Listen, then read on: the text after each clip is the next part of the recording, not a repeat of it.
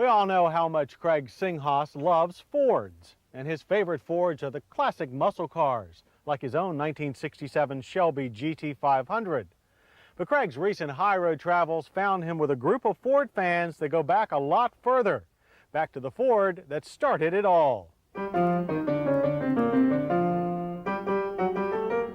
At the turn of the century, as America moved from the horse to motorized transportation, the automobile was a rich man's toy. That is, until Henry Ford introduced the car that put John and Jane Doe on wheels, the Model T.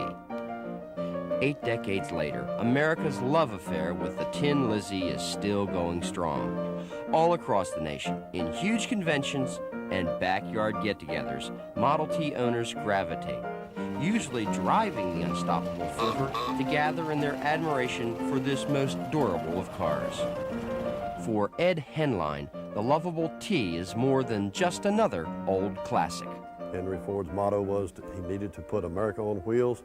He wanted to make a car affordable to the people, to the common people, to the middle-class people, that every family should have a car. The Model T Ford was built from 1909 to 1927 with approximately 15 million being built. And that 15 million was a large percentage of the automobiles being produced.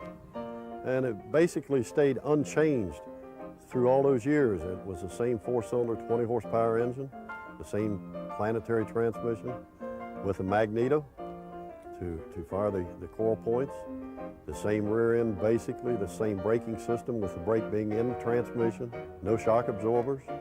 Now, lest you think this adds up to a pretty boring package, keep in mind that the basic Model T could accommodate a multitude of body styles, including roadsters and touring cars, two-door coupes, custom body delivery trucks, and even hot rods. This is a 1926 Model T that they called Speedster. They were a low-cost approach for speed and sport in those days. This one is pretty elaborately equipped.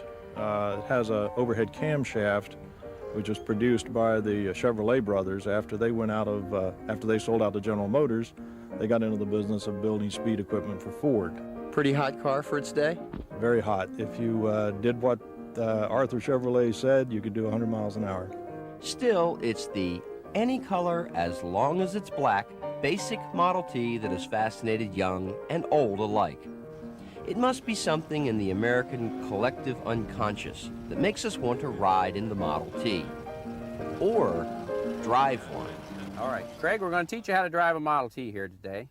If you notice the lever on the left side of the steering wheel, that's the spark advance. The lever on the right side of the steering wheel is the accelerator. On the floor you have 3 pedals. The one on the left is the low and high gear, and in the middle is neutral. If you push the pedal in the middle down all the way, that's reverse. And the pedal on the far right, that is the brake. Got it? Right.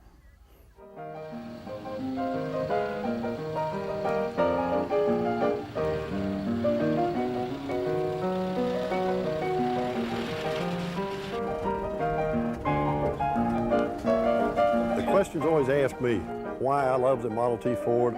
The answer is always, it's what put America on wheels, and it's what made America what it is today.